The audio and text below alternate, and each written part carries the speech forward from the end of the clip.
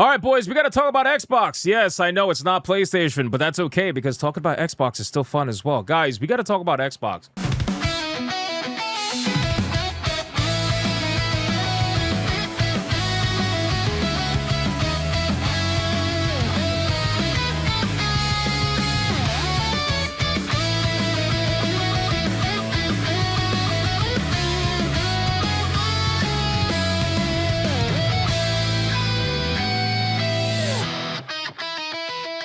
Thank you so much for watching this video, and if you guys want to see more content like this, make sure to hit that subscribe button and join me every single day, 9 p.m. over on the main channel, where you can catch me live every single day, 9 p.m. Eastern. I hope to see every single one of you there. Now back to the main video, because there was a statement that was made recently by Mr. Matt Booty, the right-hand man of Asha Sharma, and things are starting to heat up a little bit when it comes to Xbox. Now, the reason why I want to talk about this is because one thing that's getting fought on the Xbox side of things is essentially exclusivity, right? Like, you saw what happened during the Xbox showcase when they decided to announce out of nowhere that Gears of War E-Day and Clockwork Revolution are all going to be exclusive to the Xbox console, and that they're only going to release it on PC and that's it.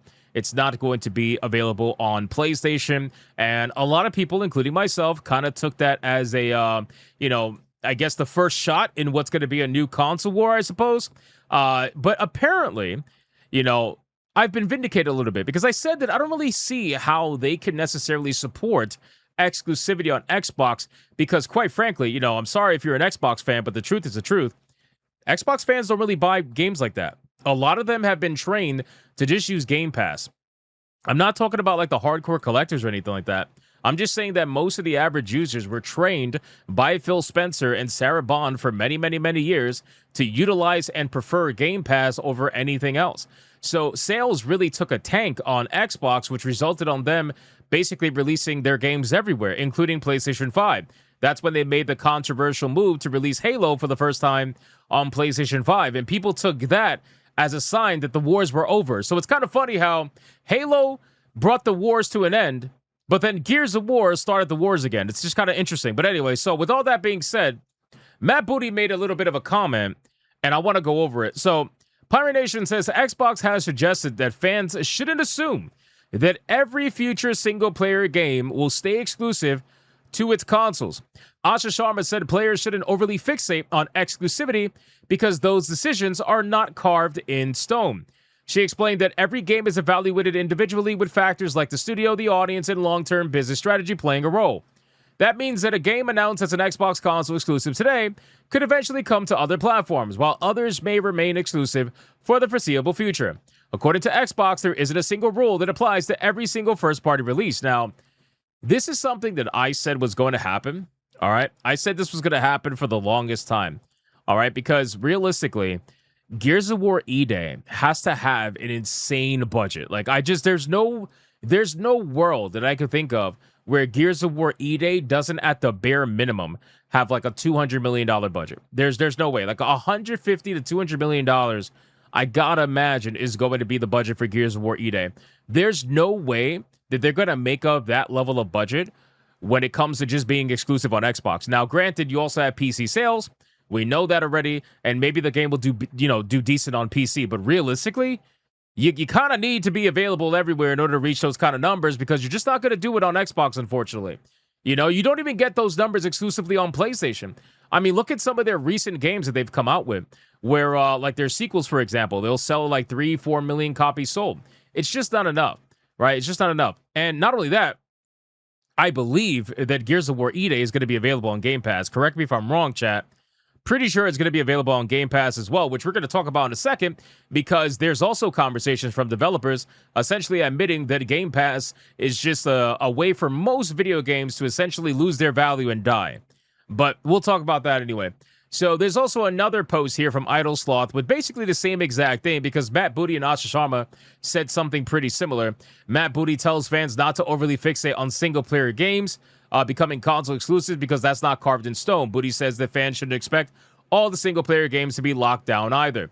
Matthew Ball, CSO, says that large service titles will also be multi-platform moving forward as well, which We already knew that because with multiplayer live service video games, they don't want to limit the amount of players. Nobody wants to play console war with a live service video game that has an insane budget and an insane upkeep cost. Nobody wants to play console war with that. Everybody's going to release their games everywhere because that's the only way they're going to be able to even remotely find a player base to survive off of. I mean, look at Marathon, for God's sakes. Look what's happening there. So Booty explains it's not necessarily the case. I wouldn't overly fixate on single player. I think that's a good rule of thumb, but it certainly isn't something carved in stone. We asked about how the company decides what exclusives and what's not. Then Booty says there's a lot of different games in our portfolio. We have to think about how different games serve different purposes within it. Ball was a little more frank, saying that he knows his approach is not obvious to all our players, but the company's apparently committed to making this clearer. So I think what's happening is that there were people that ran with the narrative that Xbox was suddenly going to become exclusive again. Because I specifically remember people posting this picture of like all the future upcoming Xbox projects. And they were like, PlayStation users, be ready to lose it all. Because after you guys get Halo, you're not going to get anything else. And that shit was going viral. Those pictures, those like portfolio pictures of all the games together, it was going viral. And people were taking that as like the truth. Like after Halo, that was it. There was going to be no more Xbox video games on PlayStation outside of multiplayer. But that's not true. They're flat out telling you, like, guys, they're taking it on a game-by-game basis. And I have been saying for the longest time that Gears of War E-Day is going to land itself on PS5 or PS6 at some point. It is. It just is. I'm sorry. And if it doesn't, there's no way that game is going to make its money back. And if it doesn't make its money back, then you are going to be taxed as an Xbox user, just like PlayStation taxes their own users after every single live service failure. Concord fails, Marathon fails. What do? They raise the price of PlayStation Plus, raise the price of the consoles, raise. They constantly tax you anytime these things fail. I don't think Gears of War E-Day is going to last very long exclusively on Xbox. I just don't. Unless the game gets saved by the PC platform. But considering the numbers of Gears of War that are on the PC platform and how they performed on that platform, I don't think it's going to do that well. I just don't. I think it'll do okay, but I don't think it's going to do like savior level okay, if that makes sense. And they're flat out telling you, so nobody can say that they weren't honest with you, that they weren't upfront with you, that they're not telling you what the gist of it's going to be. Like, they're telling you flat out. It's a case by case basis. I don't even know why, to be honest with you. I don't know why they're making Clockwork Revolution an exclusive game. I feel like they were looking for something to announce for their showcase because that was at a time where like the console war was at a super high moment. And you had Xbox fans wanting the console war with PlayStation and vice versa. And Asha Sharma being brand new, she probably came in. She's like, I'm going to win over the crowd right now by announcing that XYZ is exclusive. There was a lot of rumors that Gears of War was not supposed to be exclusive. And we know it wasn't supposed to be because it was a PlayStation 5 page for it. And then all of a sudden they turn around. They say, whoopsie daisy, actually it is exclusive. I really think that was a last minute decision. I don't think they had that plan for a very long time. I think they panicked with that, and they were looking for an easy win, and they felt like that was going to be an easy win, but they're going to pull out of that real quick. I really do believe that's going to happen. I don't see a world where Gears stays exclusive for very long, personally. So, realistically, here's what's going to happen. If Gears of War doesn't sell consoles, if it doesn't sell units in general, and if it doesn't bring people to the ecosystem, they're going to let it go. They're going to let it go completely. Same for Clockwork Revolution, and Clockwork Revolution is a brand new IP, so that I don't really think it's gonna do. I just don't think these are gonna do well. I'm sorry. I'm trying to be realistic about all these things, to be honest with you. So, and on top of that, they're on Game Pass, which makes it even worse, right? Because look here, I'll show you this story really quick from Charlie Intel. This came from Jason Schreier. Many leaders within Xbox Game Studios reportedly believe that Game Pass has in fact destroyed the value of their games. There are a lot of people in studio leadership within Xbox who absolutely detest Game Pass. They think it's taken away from the value of all games, and they think it's been a detriment to the games industry. I got to agree, bro. I'm sorry. Like, I know there are a lot of people that love their Game Pass. I know there is, and that's fine. Like, listen, you do what you want to do, whatever you like. But from a business standpoint, Game Pass was one of the worst moves they could have possibly made. Honestly, And it doesn't shock me that these developers or these people that are behind these studios hate the service that is essentially they're giving their game away. They're giving their game away to try to drive, subscriptions to the Xbox platform. I don't see why. Listen, man, the whole thing about Game Pass is that Game Pass became the end all be all.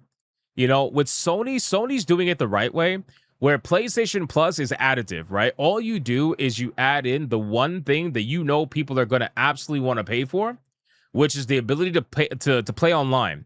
I don't know why people pay for that shit, but they do. So that's what it's for, right? Anything else after that is just additive to try to get more money. They don't sacrifice their games day one. They don't even sacrifice their games month one.